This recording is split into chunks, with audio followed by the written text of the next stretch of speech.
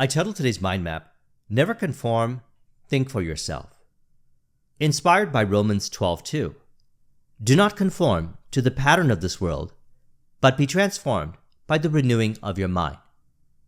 James Allen once said, one is buffeted by circumstances as long as they believe themselves to be the creatures of outside conditions.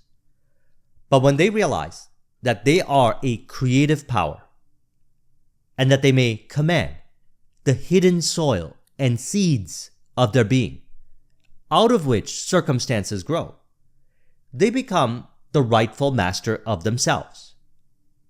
And this is why I always say, there's no need to seek for approval, validation, or confirmation from the outer aspects of life, as it simply reflects what you accept as true.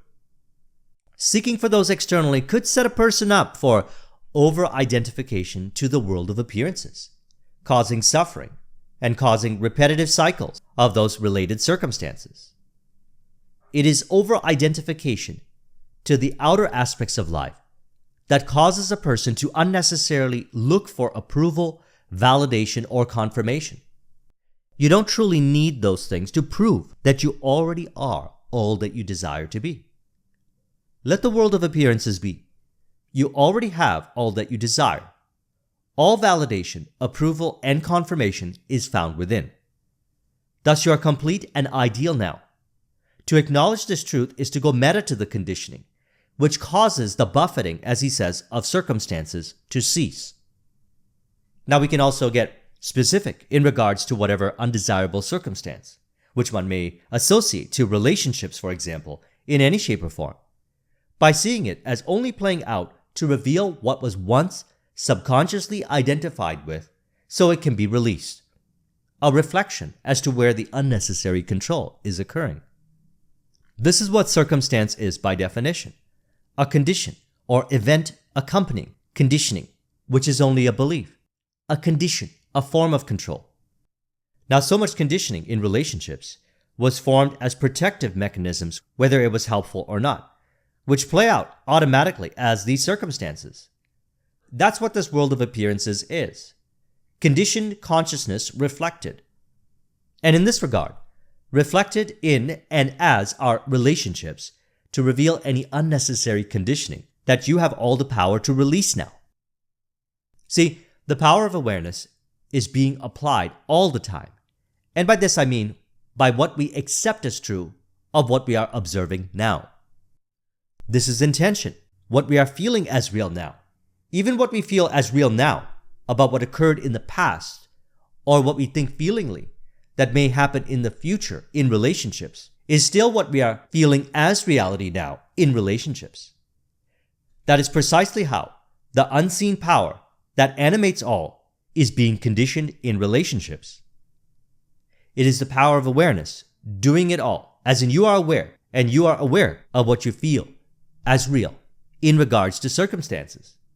Now, if you no longer identify conditionally with the circumstance, the power of awareness, which is unconditionally loving, complete, and whole in itself, can be allowed without control from the past, belief, or condition to transform whatever circumstance that appears into one that reappears ideally as a reflection of itself, which is all loving, complete, and whole, reflected in and as the appearances and experiences in our relationships. Thus, every circumstance that we would not consider ideal in relationships can be effortlessly transformed by seeing it as seeking to be transformed anyways. And by seeking, I'm not referring to the external appearance seeking for it, but rather the seeking and finding it within that transforms it as the ideal relationship experiences, which appears outside to reveal what is found within. And thus that which you truly seek is already yours. It's the kingdom of heaven within, the center of being, which is all loving and complete and whole in itself. Thus, simple acknowledgement of being allows the transformation to occur without worrying or overthinking about how. The unseen power of awareness does it all for you. You let go and let God take care of everything for you. As James Allen said so well, the secret of life, of abundant life, with its strength, its felicity, and its unbroken peace, is to find the divine center within oneself, and to live in and from that, instead of in that outer circumference of disturbances, the clamors, cravings, and argumentations, which make up the animal and intellectual man. Now you have a mind, and part of it contains beliefs, some helpful, some not so much. The unhelpful ones are the causes of undesirable circumstances, or as he says, disturbances, clamors, and argumentations, which were once accepted as true, whether they were helpful or not.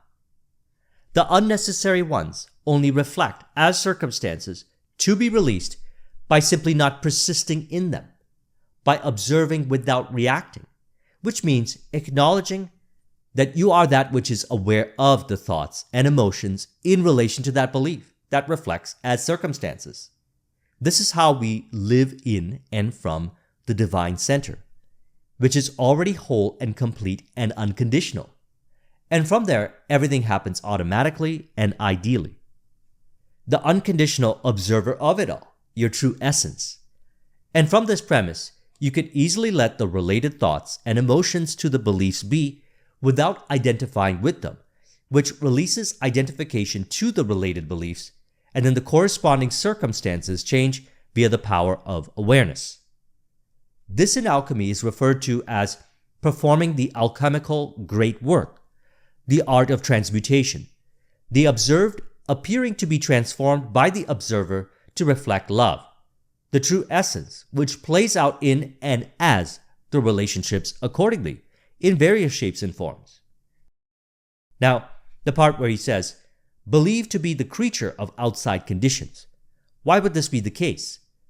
Well, we are the only ones who can believe a thing, and since being a creature of outside conditions is one way to live, if a person no longer desires to be that way, they can no longer identify with that belief that they are a creature of outside circumstances.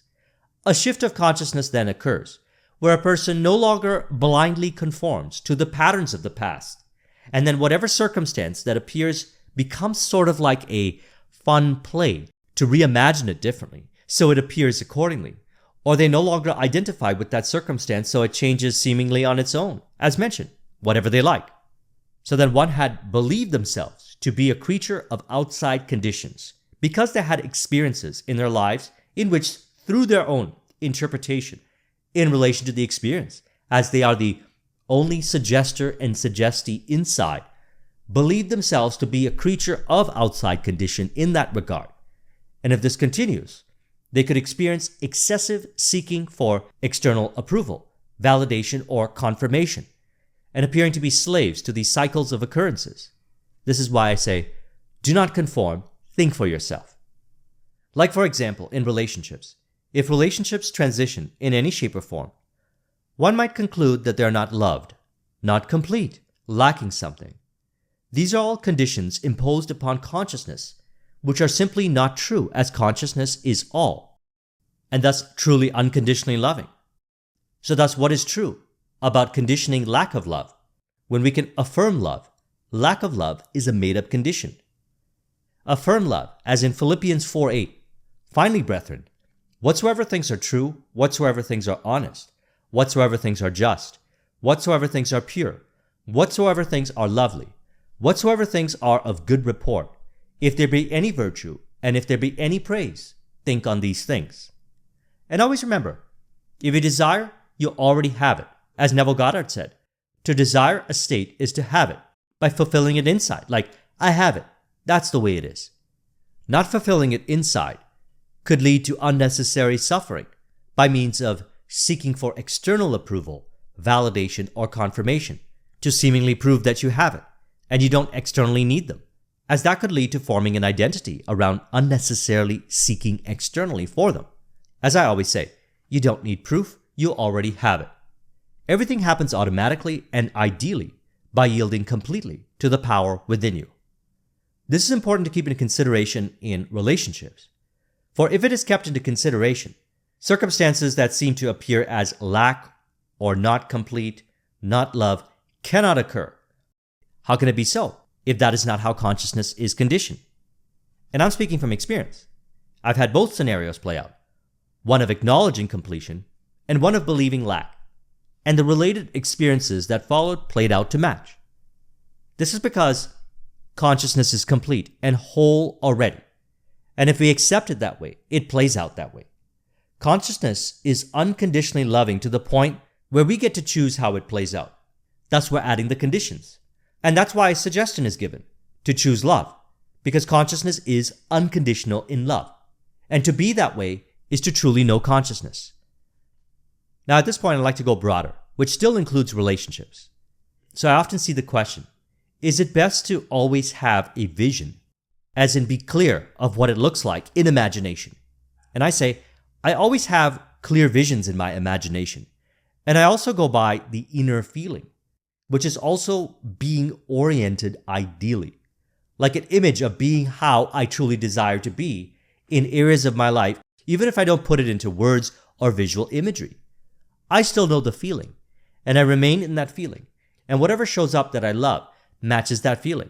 Also, we can refer to this as operating from intention. So I don't consider one way better than another. You could intend to feel a certain way, the feeling of love, which is unconditional. And all those experiences shall appear accordingly to reflect it. All emotions, thoughts, behaviors, and experiences shall reflect accordingly in the world of experiences. You are life itself, and you are here to experience life in the world of experiences. And so how would you like to experience it? It's up to you. You have all the power. And here's a fun way of applying this. Acknowledging if ever you come across a circumstance that you would not consider as ideal. Let it be. There's no need to argue or even lift a finger to change it. There's also no need to look for approval, validation, or confirmation, or need anything else from it. Remain in that feeling of unconditional love. And I'm referring to feeling as real, like that's the way it is. Unconditional to the external, beyond appearances. And you'll notice the appearances change to reflect that feeling without looking for or needing it to change. This is because, and going back to relationships, people mirror what we feel as real, or we can say people mirror our state. So by remaining in the feeling of unconditional, and by this I mean feeling it as reality, beyond thought, emotion, or behaviors, which flow automatically from that reality, like that's the way it is, reality appears that way. An example would be as I say, my ideal state is flow, and everyone appears flow-based in my life. Again, the key is, anyone around me, I don't tell them to get into the flow. I don't argue with them. I don't argue that they should be in the flow, nor do I look for approval, validation, or confirmation, or need anything else from the experience. I am that now, and it appears. And how does it appear? Environments appear to change. People appear to change, because the cause is within in relation to the circumstance. And going back to the beginning where he said, one is buffeted by circumstances as long as they believe themselves to be the creatures of outside conditions. But when we realize that we are a creative power, then we may command the hidden soil and seeds of our being out of which circumstances grow. Then we become the rightful master of ourselves. And so it makes perfect sense.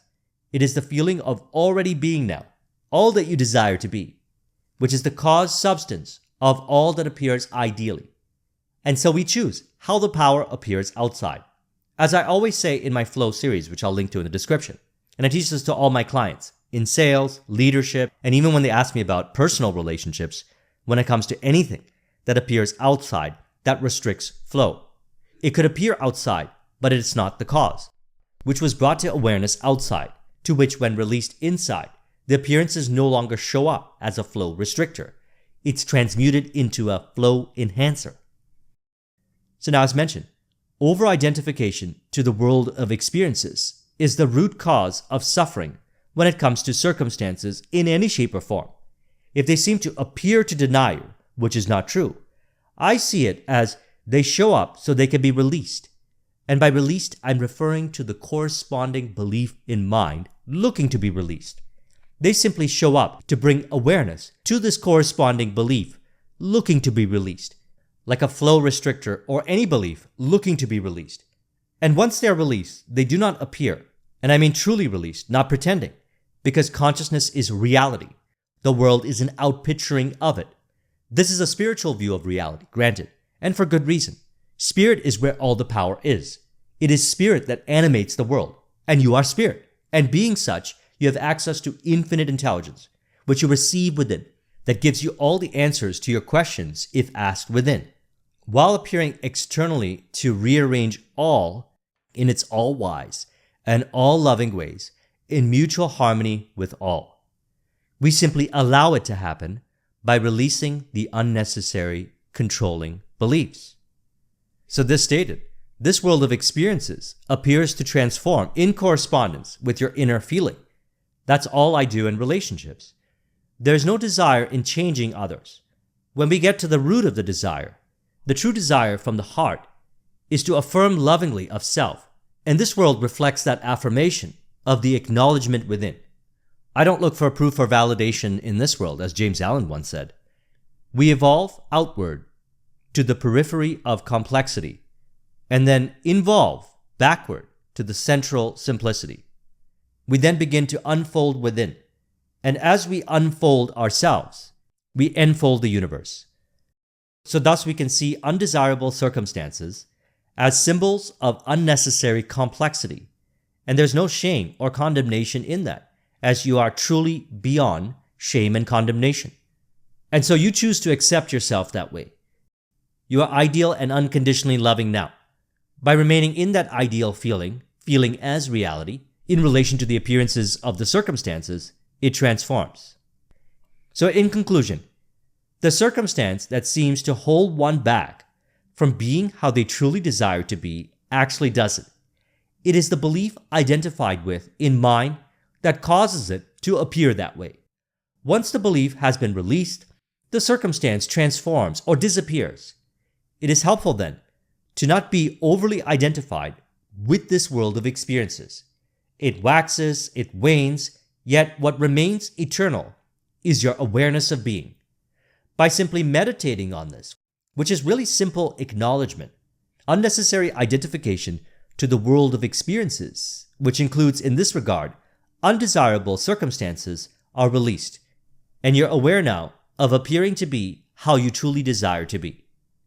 So I trust you found this video to be helpful. Let's go ahead and conclude this with an auto-suggestion to further encourage. You can say, from my divine center, I am aware now of how I feel, and from this premise, all transforms to represent how I truly am. As I remain in and operate from my divine center, I am aware of what I'm feeling as reality. This ideal feeling of reality guides me and appears to orient me automatically to all experiences that are one with this feeling of completion inside, to reflect as appearances of completion in relationships outside. If you would like a copy of this mind map, the link is in the description. Thank you very much for watching. I'll talk with you soon. Take care.